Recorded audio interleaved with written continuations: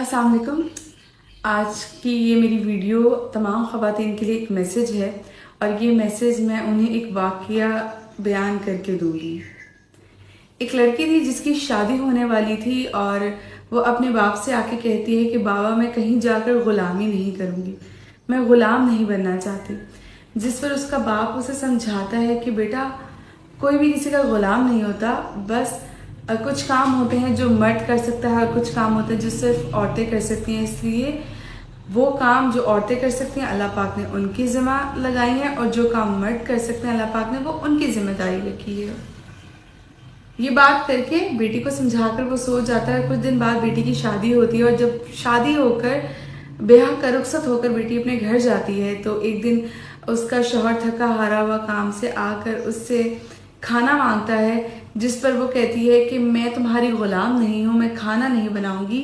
वो रहा किचन का रास्ता, जाओ खाना बनाओ और खा के सो जाओ। उसे गुस्सा आता है, वो उठता है, खाना बनाता है, खाता है और सो जाता है। कुछ दिन ये सिलसिला यूं ही चलता रहता है और एक दिन थक हार के उसका शौहर उसे कहता है कि तुम्हारा मुझे क्या फ़ायदा, तुम्हारा मेरी बीवी होने का क्या फ़ायदा, तुम्हारा मेरे हम सफ़र होने का क्या फ़ायदा कि तुमने जब मेरे काम ही नहीं आना। तुम मेरी बीवी हो, तुम्हारा फ़र्ज़ है कि तुम मेरे साथ काम करो। मैं काम से सारा दिन थका हारा हूँ तो तुम मेरे लिए खाना बना के रखो। बाहर के काम मैं देख रहा हूँ, घर के तुम देखो। अगर मैंने बाहर के भी देखने हैं, घर के भी देखने हैं, तो तुम्हारा क्या रोल है मेरी ज़िंदगी में। जिस पर वो गुस्से से कहती है तो मुझे तलाक दे दो। तो वो कहता है कि बात तो तुम्हारी ठीक है, तलाक ही दे देनी चाहिए क्योंकि हमारा गुजारा नहीं है।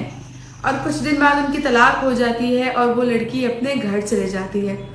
जब तक बाप जिंदा होता है वो बड़े उसे ऐशो इशरत के साथ, बहुत सुकून के साथ, आराम के साथ उसे रखता है। और कुछ अर्से बाद उसके बाप का इंतकाल हो जाता है, वो अपने भाई के घर रहने चली जाती है। भाई शादीशुदा होता है।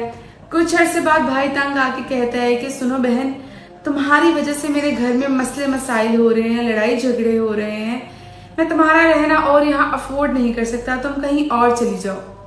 वो अपने भाई का भी घर छोड़ देती है, जवान होती है, सोचती है कि मुझे कोई अच्छी नौकरी मिल जाएगी, मैं रह लूंगी। वो एक घर लेती है, वहां रहना शुरू कर देती है, एक अच्छी नौकरी पर लग जाती है और यही जिंदगी अकेले तन्हा बसर करना शुरू कर देती है। मगर जब वो 50 साल की उम्र को पहुंचती है तो उसके ऑफिस वाले उसे जवाब दे देते हैं कि अब आप बूढ़ी हो चुकी हैं, आपकी उम्र 50 साल हो गई है, हमें यंग स्टाफ चाहिए, हम आपको अफोर्ड नहीं कर सकते, लिहाजा माजरत के साथ आप ये नौकरी छोड़ दें। वो परेशान हो जाती है, वो नौकरी छोड़ देती है वो, और फिर वो मायूस होकर घर चले जाती है और उसके पास जो रकम बकाया होती है वो उसी के साथ अपनी ज़िंदगी गुजारना शुरू कर देती है और साथ साथ वो नौकरी भी तलाश करने लगती है। एक दिन वो एक ऐसे ऑफिस पहुंचती है जहाँ पे वो बार बार मिन्नत समाजत करती है कि मुझे नौकरी पर रख लें, मुझे इसकी अशद ज़रूरत है, लेकिन वो नहीं सुनते। फिर वो वहाँ के मैनेजर से बात करती है और कहती है कि मुझे नौकरी की बेहद ज़रूरत है, मेरा कोई सहारा नहीं है, तो आप मुझे नौकरी पे रख लें।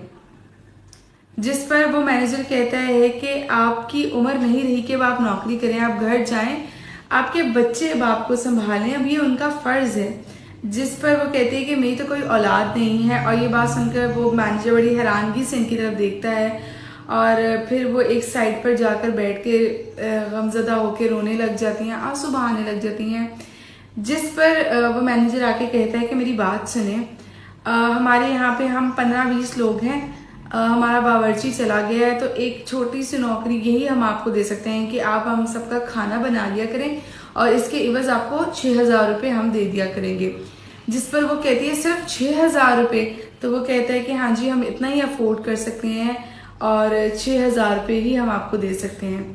फिर वो फिर से गमज़दा होकर बैठती है एक कॉर्नर पर और बेजार रोती है और रोते रोते वो ये सोचती है कि काश मैंने अपने शौहर का उस वक्त कहा मान लिया होता, उसके लिए खाना बना लेती तो मैं घर बैठी होती और मेरा शौहर कमा कर मुझे देता और आज वो मेरा सहारा होता और आज मेरी ज़िंदगी कहाँ से कहाँ होती। इस वाक़े को बयान करने का मकसद ये है कि आपका शौहर आपका हमसफ़र है, आप खुद को उसका गुलाम ना समझें। आज की इस मॉडर्न सोच से थोड़ा बाहर निकल आइए।